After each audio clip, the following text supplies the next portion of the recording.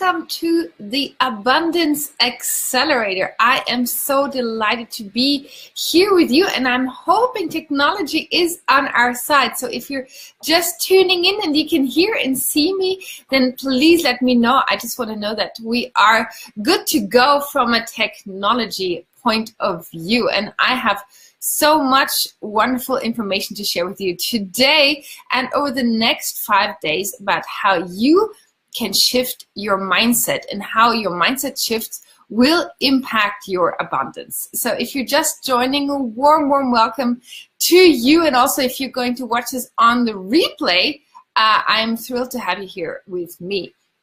Now, if anybody can just let me know that my audio and video is good, then I'm going to start our training for us, our day 1 training. And in the meantime, be sure that you download your PDF action guide, because there is a segment there for every day where you can note down your key insights, and there is a beautiful affirmation quote for you there. And oh, hi everyone, hi. Now I can see the hearts rolling in, and it seems like we are good to go. For some reason, I cannot see the comments. So let me just check if I can see the comments on my phone, because Facebook is hiding them. Oh, here you are. Here you are. Wonderful. Annette Josephine, Facebook had a little lag. Now everybody's here.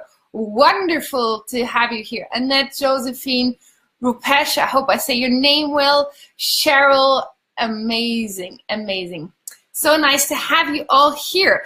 And to kick things off, I would love to set the energy for our very first day 1 training. And I would invite you to share with all of us one thing that you are grateful for that makes you feel abundant. So whatever that is, share with us the one thing that you are grateful for today that gives you a feeling of abundance. And abundance in any of its many forms. That can be abundance of prosperity, abundance of money, abundance of love, abundance of joy, whatever it is, share with us in the comments so that we can all get into a high vibe state for our Abundance Accelerator. And hey, Marcus, hi, Lisa, Alex, hi, Angela.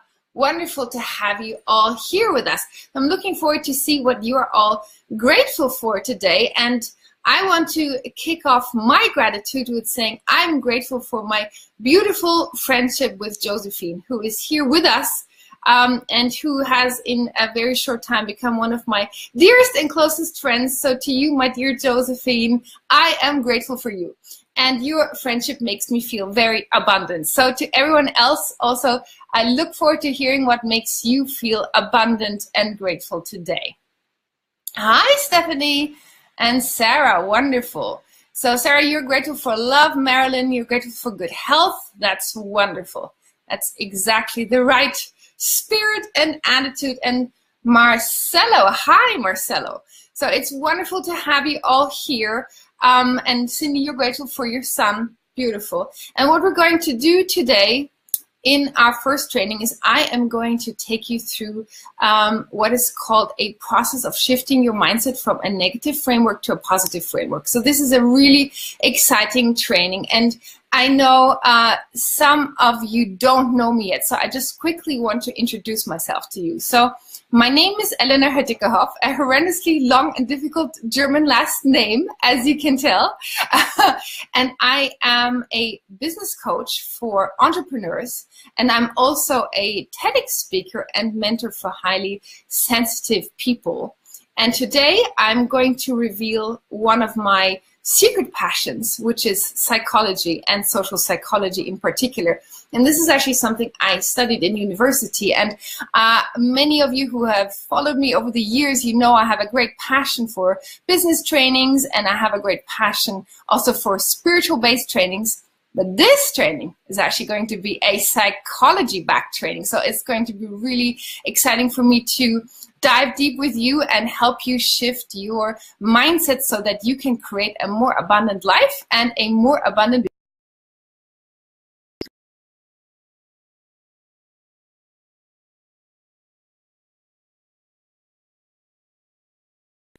Oh no, am I still here? Can you all hear me? Seems like I was just briefly disconnected. Elizabeth, you're grateful to be watching leaves falling from the trees. That's awesome. I'm grateful for abundance of love and relationship. Wonderful. Yes, I hope I am back now and that technology will stay on our side. Yes.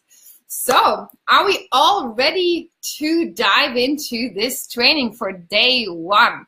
And in the comments, let me know if you all have downloaded your PDF action guide. And if you have not downloaded it yet, don't worry. I'll post a link later on that you can download it. And also I have already put up a link in the group in case you are wanting to catch it. Alrighty, so let's get going. Woohoo! Yes, wonderful. Elizabeth, I'm glad that you can all see me now. Fantastic. So Facebook seems to be on our side. So let's dive into our training for today. So when I talk about mindset, and this whole 5-day training series is about mindset, I want to talk about the two sides of mindset. So one part of mindset is actually coming from the stories in our life that others have told us that we have made our own. So mindset, remember, is always how we relate to the world around us, how we interpret the world around us, and how we react to the world around us. And part of that is instructed by what we have learned growing up, what we have learned from our family, what we have learned from our school teachers, what we have learned from our friends over the years. And all of these beliefs that were imprinted on us, we carry them in us, whether or not we want to. Many of us have been trained in certain ways, and that is particularly true when it comes to money. So many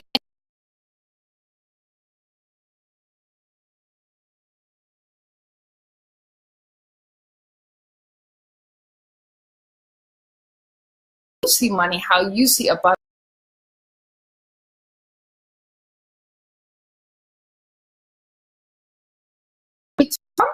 And on the these are stories that we have kind of made up as we went along in terms of how we interpret events that come our way and whether or not we give them a positive or negative slant. And basically the stories we tell ourselves are the most dangerous stories because these stories make up who we become. They make up our whole belief system. They make up how we see opportunities or maybe are blind to opportunities, how we can attract money or how we are resistant to receiving money in our life. So in today's training, I want to talk about the stories we tell ourselves, and if we have some negative stories we're telling ourselves, how we can shift that to positive stories to impact our prosperity flow, to impact our money, to impact every good thing that is coming into our life, okay? So let me just check in with you in the comments to see if everybody is doing well. Wonderful.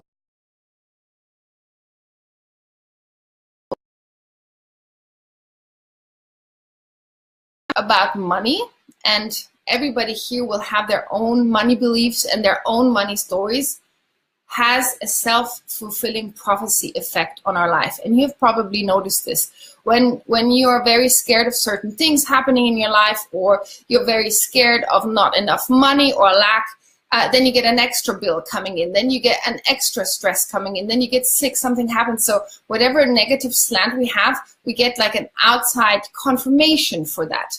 And this then makes us feel like, oh, well, I was justified in my negative belief because I always have these stresses happen, I always have bad situations come in, that kind of thing. That's a negative slant. And today we're going to see how we can shift that for you, okay? So I'm going to share with you a psychological experiment that was done in the 50s, I believe, by someone called Martin Seligman. And I'd be interested to hear if anybody has heard of Martin Seligman and the term learned helplessness before, because this is a key term. And when I understood this term, I realized that so much in my life could change and did change when I understood it. So I'm just going to see if anybody here has heard about the Seligman experiment and learned helplessness. Okay, so far, just to see if anybody here has a comment. Not yet. Okay, so let me share with you what the Seligman experiment was all about. So this researcher wanted to see how human beings would react to negative incidents and if they would infer a permanent behavior based on an isolated negative incident. And he didn't test this initially on human beings, but on dogs. And here is how he framed this experiment. So he locked dogs in a room, and these dogs were given an electric shock, and they were not given any possibility to escape this room. They were not violently hurt, but they got unpleasant little electrical shocks, and they had absolutely no way of escaping. So this was group A of these dogs. Then there was group B. They also were locked into a room, but they had little escape routes. They could jump over a fence. They could leave through an open door. So when the shocks came, the dogs understood, I don't need to suffer from this. I can actually escape. Now here is what happened. Then after this experiment, they took the dogs from Group A, where there was no escape, and they had to kind of reside with their unhappy fate of getting the shocks. And Group B that said, oh, there were shocks, but we could escape, they put them together in one room.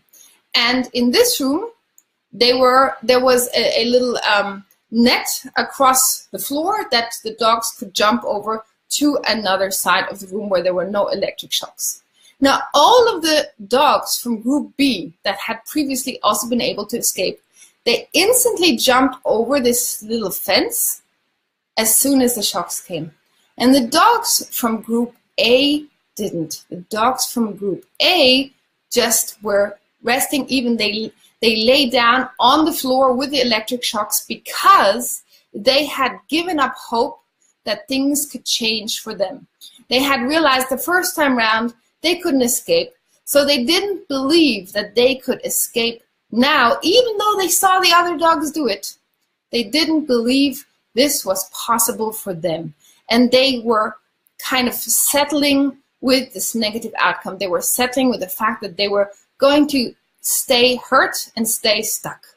Now, I'm telling you this because many of us have this kind of mindset when it comes to our ability to earn money. We stay stuck, and we are the dogs of room A, in the sense that maybe in the past things have been difficult financially, or we've tried many things, or we've attempted new business ventures, and if repeatedly they didn't work out, we got what is called a kind of a negativity prism, or what I like to call a pessimism prism. So whatever you see about your ability to attract more money into your life, you filter through this idea of learned helplessness, that anyway, your effort is not going to change much for you. Your situation will not change because this one negative incident of the past where you couldn't succeed is still ruling your future. And this is something that we can shift. And that's why it's so important to look at this experiment, which was already done so many years ago, because it's still valid today. We still have learned helplessness in many areas of our life today, where we took a negative incident and we said, okay, this is now my reality. And the good thing is reality is bendable. Reality is changeable. And we can and will today have a look at how we can change this, right? So the interesting thing here is that we need to see where have we integrated learned helplessness in our life. And by the way, it doesn't just have to be for money. It can be for many different things, right? It can be anything, something you've learned in school where you were told something about, maybe you're bad at math, for example. Maybe that's something you have learned after failing a one math test, and you've made that into you're bad at math. Now, I want to show you a process for identifying where you might have had learned helplessness in your life and how you can get over this, right? So let's have a look at this. So let's take math, and let's say you're in 6th grade and you had a particularly difficult math test and you got an F back for that test. Now, you have many different ways of interpreting this result. And here's what happens if you fall into a learned helplessness trap. So first of all, you make this internal. You integrate this failure in the math test as internal, meaning you actually make it about you. You make it personal. So you say, I am stupid versus the test was too hard or too difficult, or you didn't study that part of the book, or you whatever, anything on the outside. So instead of taking an outside factor, which would also be true, like the test was maybe too hard or you didn't study enough, and you internalize it, you make it about you. And you say, I am stupid at math, or I can't do math, for example, right? So this is when you make a failure, you make it about you, and you say something very hurtful to yourself. The second thing you would assume about this bad math test is that it's a stable phenomena. And what a stable phenomena means in this context is that it will not change over time. So what that means for you is, if you have assumed in your mind, okay, I am bad at math, or I'm stupid with numbers, or any of these kind of things, then you say, this is it. This will not change because this is now who I am. So you make it something that is not likely to change over time, okay? Another interpretation would have been, though, instead of making this stable over time and saying this is just how you are from now on, you're somebody who's bad at math, you could switch that around and say, I just need to study more. Maybe I need to get some extra help outside of my math class, for example, or any of these kind of more malleable things where you would be like, this can change if I change a certain behavior. And the third part is to look at it from a global perspective. So say I had this math test. Say I got this bad grade. I have said to myself, okay, I'm really not good at math. I'm quote unquote stupid with numbers. Then I say it's not going to change over time because this is who I am now. This is who I am, and it's not malleable over time. And the global aspect is when I will say, I'm actually not only bad at math, I actually think I'm now bad at all subjects. I generalize. I make it a large thing, so I make it global. So I said, basically, I'm not good at all subjects, or I'm not good at school, or I'm a failure, or I can't do this well, or I'm not going to graduate from school, whatever it is. Versus if you say, okay, maybe as an isolated incident, I wasn't so good at math, but I'm excellent at other subjects. You don't make it global. And when it comes to money for us as entrepreneurs, and we have a setback of whichever kind, we really must be very careful to look that we don't make things internal, stable, and global. Because once this trifecta comes together, that's when we feel we cannot change our circumstances. And when we cannot change our circumstances, that's when we fall into both a self-fulfilling prophecy. Because if you fundamentally believe, for example, with the math example, that you're really bad at math and that it's about you and that no amount of learning can change this and no amount of extra kind of math tutorials can change it, then what are you going to believe? That this is a fundamental of your life and you need to live with the negative consequences, okay? And when you believe that none of your actions will make a difference, a part of you stops trying. And when we stop trying, then we stop being the master of our fate and we stop having the ability to change our circumstances. And now when it comes to money, this can be super painful for us, because if in our business we have the feeling that for some reason we cannot attract the dream clients we're looking for, or our marketing never works, or we say we are not good at technology and we're scared of putting on a webinar or a live video or something because we have maybe created a learned helplessness around a specific situation. So I've had clients, for example, who tried their first webinar and the webinar failed, and they never want to do a webinar again because they make it personal. Say, I am terrible with technology. I will never be able to get this right in future. And I've always been bad at technology anyway, and it's not for me. This is how a learned helplessness can happen for you. And then you shut down your ability to have a pattern interrupt, to be positive again and say, okay, this was an isolated incident. Let's try again. And for us as entrepreneurs, that is so important, that we move from areas where we may have developed some form of learned helplessness to move into something amazingly positive, which is learned optimism. And as much as we can learn helplessness, the human brain is so awesome that we can also learn optimism. And this is what I want to teach you today, to see how can you actually shift that dimension from the learned helplessness to learned optimism in your life. And I want you to already start thinking about an area of your business where you feel you have learned helplessness. Be that about money, technology, client attraction, selling, marketing, anything in the online space, customer support, wherever you feel you've created a permanent, global, stable storyline around something that you actually do not want to believe and that is not serving you. Start thinking about that, and we'll talk a little bit about how we can move things around, right? And so I actually want to share a story with you here because I think that might serve you, hopefully. So if you know me well, you probably have heard my story about my previous business, which was a skincare business. And I started this skincare business because I actually suffered from eczema for many years in my face. And this eczema was the bane of my existence, because not only was it incredibly painful, I had such a bad eczema that I barely had skin left on my face. And what happened to me was that I had both an internal and an external story about eczema. My doctor told me I would never be healed. My doctor told me this is chronic. I will have to live with no skin on my face for the rest of my life.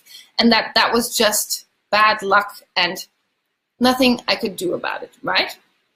And then my inside story became not I have eczema, but I am somebody who has eczema. I made it part of my identity. I am Elena, an eczema sufferer.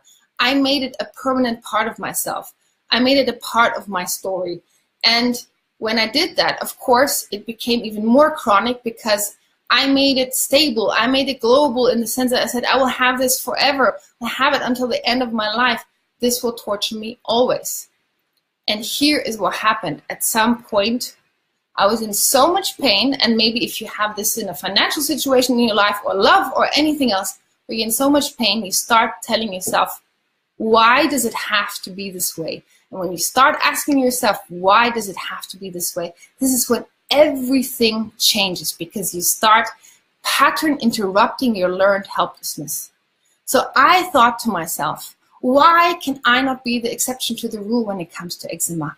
Why can I not be somebody who can heal this illness? Why can I not be somebody that can have a different destiny than I'm supposed to have with this illness, okay? And what happened is I set out on a journey of healing myself, both spiritually. I learned about healing the soul, healing my body, healing my mind. I learned about healing remedies and beautiful natural plants and herbs and things like that. And I didn't give up faith that I could be healed.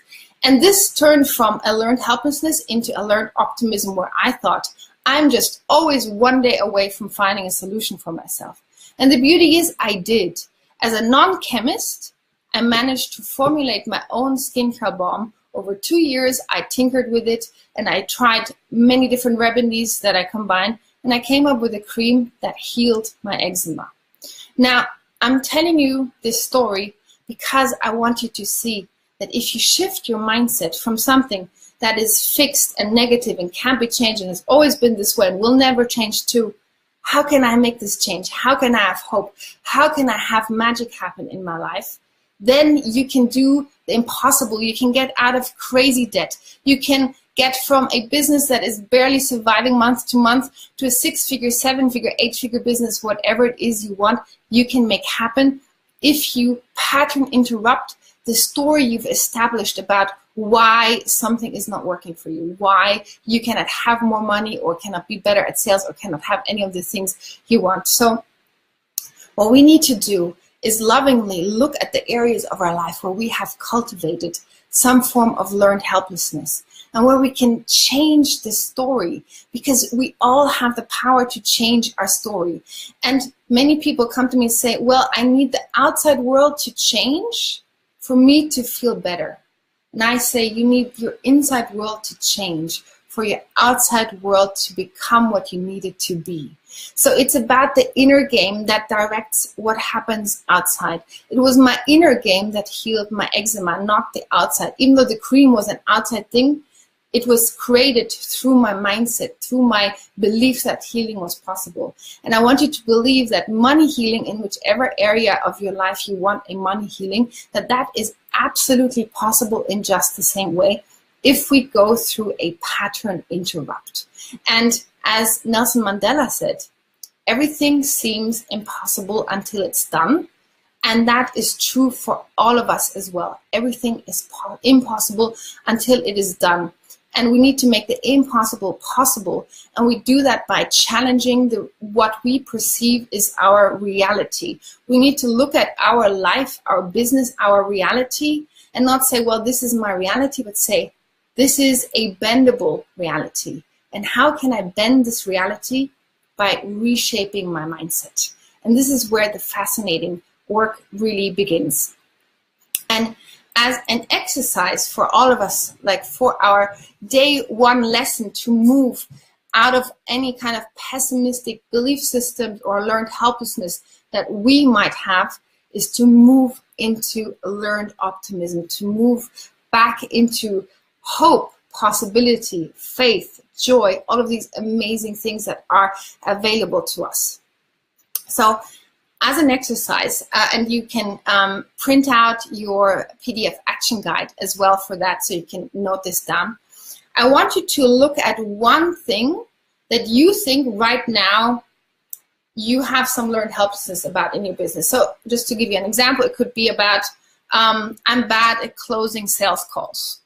It could be, I can't do webinars because I'm bad at technology. It could be, I can't do Facebook Lives because I'm too nervous, or anything like that. Anything where you know this is something that's limiting your abundance flow and it's limiting your opportunities. Pick that one thing that you're scared of, okay? And then you break it apart into these 3 segments. So first you look at this and say, okay, how can I make this not personal about me? How can I not internalize this?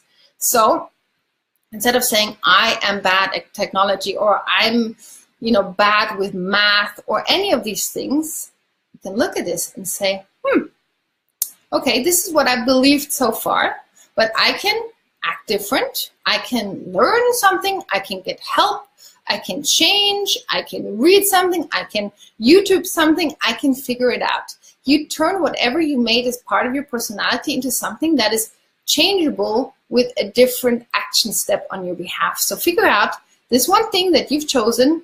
How can you not make this about you? How can you change it from the outside? How can you break it away from your identity?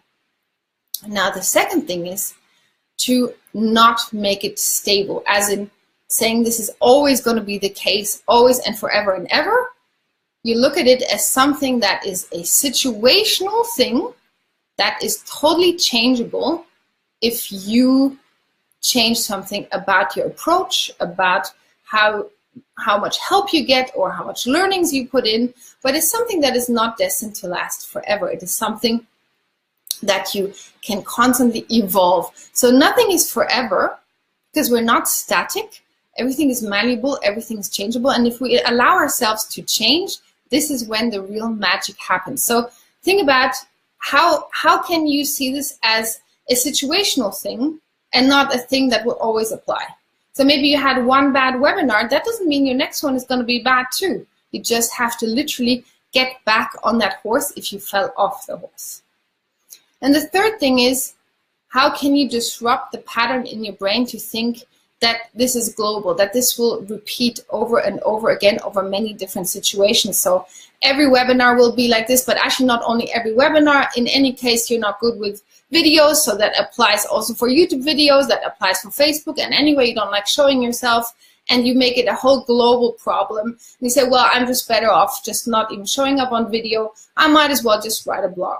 So that would be when you make it global, when you push this one webinar incident into all other areas and just say you refuse to do video in your business, right? So look at where you've taken an isolated incident and maybe even spread it out over other areas, and then have a look and see, you know, this doesn't have to be this way. You can pull it all back together and you can create true magic if you pattern interrupt whatever you thought was a painful situation in your business in this case, and how you can change it by changing your mindset around it, by shifting out of it being internal, being stable, and being global. So if you take these three categories with your one example, this, and you write to yourself what would be the opposite of each one, then you can see that you already, by doing this exercise, will have interrupted your pattern. You will have interrupted how you believe you can do things or have to do things.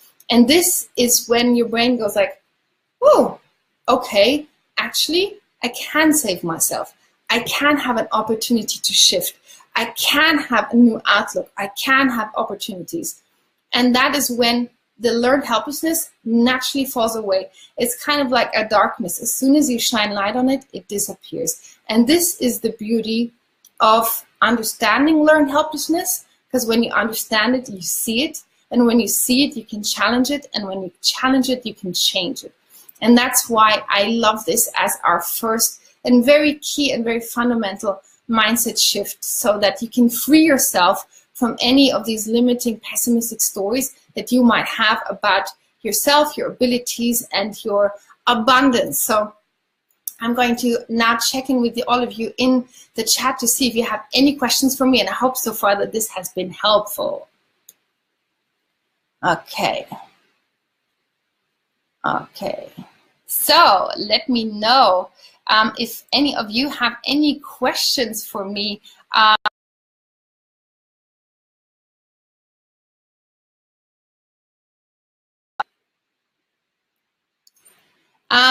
Sarah, how would I look at it?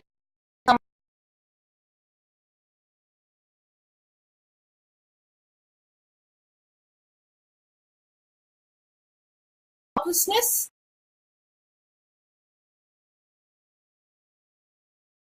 I think I was gone. I'm back, hopefully. So Sarah, how would I look at it if it was someone else having this issue? Sarah, can you just clarify for me if that means for you that you want to help somebody else recognize where they have learned helplessness and how you can help them pattern interrupt, if that is the question? So let's see. Any other questions? Okay.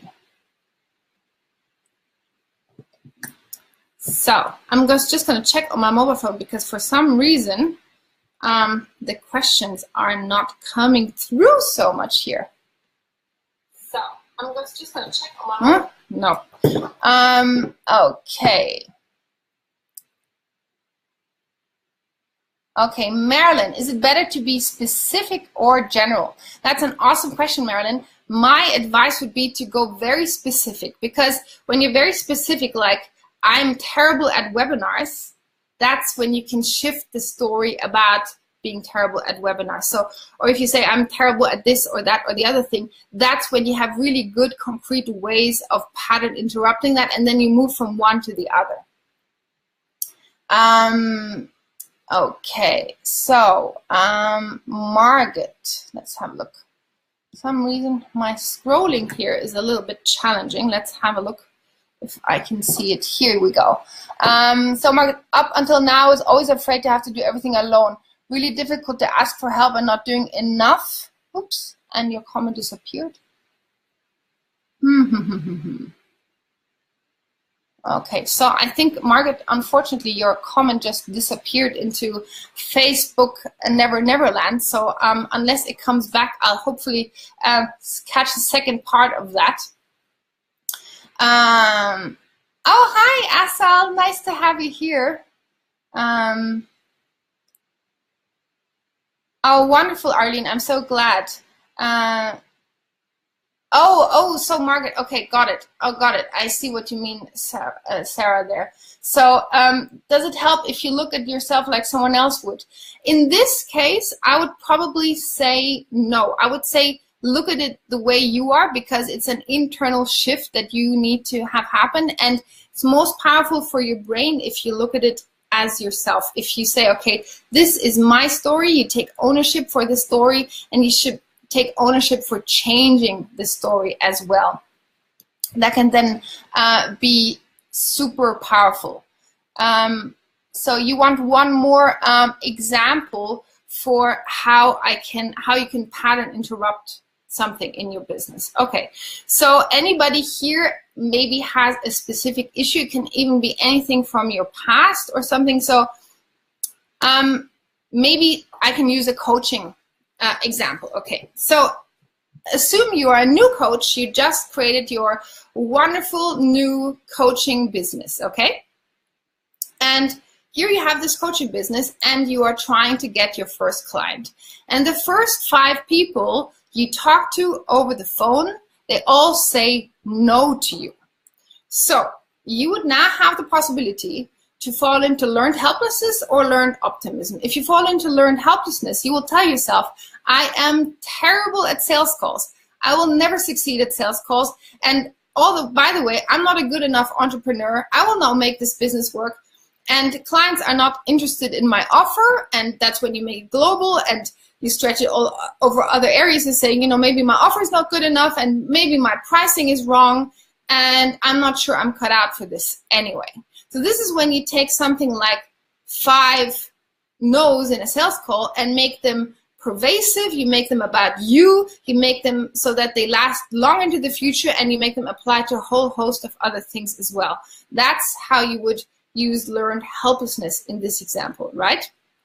And if you were to be the same person with these same 5 no's on your sales calls, you could also look at it the following way. Say, okay, this gives me an opportunity to refine my process. I need to learn how to close sales calls in a more efficient way, so I'm going to look for a course. But already talking to these people gave me so much more insight, and this is an exciting process, and I'm going to book myself 5 more to practice some more, and I know I can do this. This is just an outside circumstance, and with a little bit more learning and maybe better targeting of the people that I get on the call, I'll have a great result, and I'm made to do this, and my business will totally succeed. So same scenario, 2 different interpretations, right? And one leads you down a path of financial struggle, and the other leads you down a path of success. So just maybe you can see these 2, how you can take the same incident and have a vastly different interpretation. And depending on your interpretation, you will have success or not, and you will have financial struggles or not. So maybe this can clarify a little bit better what I mean by that. Oh, thank you so much, Marcus. That is wonderful. Thank you. So sweet of you to say that. Okay, so Margaret, you are, I keep wondering, why is it so much easier to help others with insight and be so blind towards your own sore spots? Actually, Margaret, I wouldn't say that you are blind to your own sore spots. It's just that your brain has naturalized them for you. So if you have, for example, a situation you're not happy about and you have learned helplessness about that situation, then it's your reality. So you don't see it because you've made it normal. This is your life. This is your experience. So the reason why it's so important to go in and pattern interrupt and move from learned helplessness to learned optimism is precisely so that we see that we have agency over our reality, that we have agency over breaking what's true for us, right? So it's our brain normalizes what we think is normal. And that's why we have to look at the outcomes and say, okay, I don't like that I don't know how to close sales. I don't like that I'm not doing video in my business, even though I know I should. When you see these outside things where you're like, this is obviously not good for my business, and then you go in with a pattern interrupt, then you can change it and you see it. You see that it was actually your framing of the reality that caused this to stay pervasive. So maybe that helps. Okay, Alex, excellent question. How can one tell if one is falling into learned helplessness and when one is generally not good at something? Okay, so learned helplessness is when you look at a situation and you don't take a realistic stance about it, you take a pessimistic stance. A realistic stance still allows you to say, okay, I have done many things. Let's go to the math example. I have taken math tutorials. I have gotten extra books. I have studied every single day. I've super prepared myself, and yet I'm still failing at this test in math. Then maybe you can say, you know what, math is not really my strong suit. But you didn't start there. You didn't start there after the one bad math test and say, I'm bad in math, I can't do math, I'll never be good with numbers, this is a hopeless case for me. You went through the whole process of looking for external reasons, external ways of pattern interrupting and trying and improving, and then you still get the same result. Then sometimes it's the case that we are not good at something, or something is not meant for us.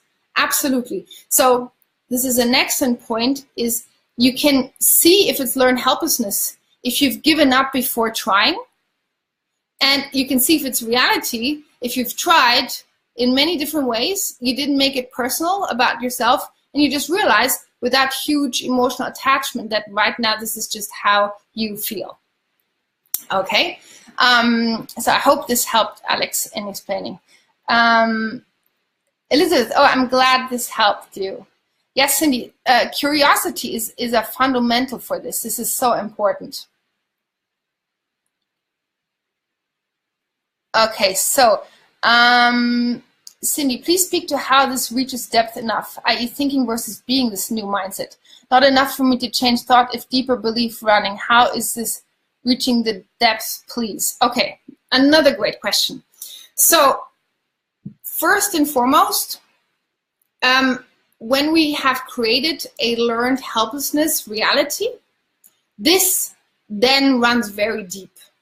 It goes into our subconscious mind where, you know, if you ask somebody who for 20 years said they were terrible in math, this is their identity. This is who they are. They are somebody who is bad at math. There is no up and down or learning or changing or anything. This is who they are, and this is a fixed and deep-seated belief. Now, when you start with a pattern interrupt and you say, okay, actually this doesn't have to be this way. I can learn, I can change, I can get help, I can try again. What happens to your brain is you reprogram your brain's perception. So your brain actually sees that, wow, you succeeded at this math test. Instead of an F, you suddenly got a B or a good grade. And this then rewires your brain in a fundamental way, because you can no longer sustain the story you are terrible at math, because you have created a new reality. And this new reality is what then impacts also your subconscious beliefs. And you constantly, by pattern interrupting and living a changed reality, this then in turn changes your deeper beliefs. So you are actually, through a cognitive process, you are changing your beliefs, because in your own mind they can no longer stand true, and you've proven yourself wrong. Like I had to prove myself wrong that I was not going to be an eczema sufferer for life, and that I was not eczema, that I was Elena who had eczema, that was a changeable condition, right? And this changed my deepest beliefs about who I am, and I'm free from this illness. So the depth comes from the change. Alex, oh, I'm so happy if that helps. Oh, thank you so much, Mila. And you know, I think it's such a fascinating thing, because when we think about money or anything that's a touchy subject in our life, we always seem to think that we don't have the agency to change, right? That this is our fate. And the beauty is that we can change our fate by really shifting how we believe things, and by being optimistic in a really concrete and positive way, saying how can we change our beliefs and then change our realities. And when our reality changes, our belief changes, and when that happens, then also the outcome changes. So if right now you're not having the money in your business you would like, or in your life, then there are beliefs behind that, right? And if you can figure out what constitutes those beliefs about not being able to make more money in your business, if you can figure out which areas do you have in your business that create this outcome for you, be it not closing the sales call, be it not doing enough marketing because maybe you have a belief that if you market people you get on their nerves or something. Whatever your beliefs are, know that they're not unshakable. They're changeable, and when you change them, your reality changes and your money situation changes. And I think this is one of the most powerful things that I've learned in my own life, is to constantly be on the lookout, is where have I created a learned helplessness? And I still create learned helplessness in all areas of my life all the time, as we all do. And it's about having enough to say what Cindy said, curious awareness, saying, oh, why do I believe that? That's not a helpful belief at all. And then see, hey, awesome, magic can happen. I can now see that I have a belief that doesn't serve me, and I have the power to change it. And by doing that, I can bend reality. Lisa, what if we know we have a limiting mindset but can't figure out the stories, beliefs behind them? Are we going to dig into this more this week? Yes, we are, absolutely, Lisa. But just to address this right now, so in your business, assuming you have a business, you will know which areas of your business are the money driving areas, right? Just to start with that. So you have your marketing, you have your sales, and have a look at where is their resistance, where is their blockages, is, you know, figure out where the money is not coming through, and then take it a step back and say, okay, if actually I have no stream of clients coming to my business, maybe it's because I market once a month, okay? So then you have to ask yourself, why do I only market once a month? Maybe the belief is that if you market more often, people will think you're sleazy, or you're pushy, or you're salesy, and maybe that is based on one email you got once after sending out a sales email that said, you know, your emails are annoying, or you're sending out too many emails, and then you generalize it, and then you're like, oh my God, people get annoyed when I keep on writing to them, or something like that. So then you've created a reality for yourself based on one isolated incident, and you made it pervasive for yourself. And we can all do this. We can look at the areas in our business where the money is blocked. Is it blocked in the sales calls? Is it blocked in people not coming to your business? Where is it blocked? And then see, what can you trace that block to? Because there will always be something that triggered this block for you. Or, you know, if you say, okay, you know, I'm a bad public speaker. Maybe, you know, you got up on stage at your brother's birthday and you lost your train of thought and everybody laughed, and now you think you're a terrible public speaker and you can't do it, yet you have a message to share, and you don't want to go on a webinar, you don't want to go on Facebook Live, you don't want to go on a stage, even though you know it's good for your business. That's learned helplessness. That's pattern interrupt. So hopefully, Lisa, that can help you, because we can all just take it far enough back to when it starts being about you. And that's where you can start digging in. And it's a really fascinating process actually to do. And I would recommend we even do that every 3 to 6 months, is to look at where we have a money blockage in our business and then trace it back to a belief, because it can always be traced back to some form of belief, right? And then we can change the belief and we can change our reality. Awesome. I think that was it for questions. So it was so wonderful to hang out with all of you today and to take our first steps into shifting our mindset and taking control over our beliefs again. Okay, so let's see if there are any further questions. But I think this is all so far wonderful. Well, I hope you will now take this opportunity and choose one area, and maybe do it right when you're fresh in the energy of this seminar. Choose one area in your business and see if you can trace that one area to a belief, and then break the belief apart, break it all apart, and create a magical new reality for yourself with new helpful and hopeful beliefs. And you will be amazed at how quickly that will change things around for you, how quickly that will manifest new opportunity, new money flow, new interest for you and for your business. So I really hope you will do this for yourself, because this is such a powerful, powerful way to change your life, right? Okay, you are so welcome. I love all of you too. Yes. So, and I had the question, if anybody can't be here live over the next few days, so we have a live seminar every day until Friday. And if you miss one, not to worry. First of all, every day I will pin the latest video to the top of this group. So just go on the pin post at the top of this group to find the replay.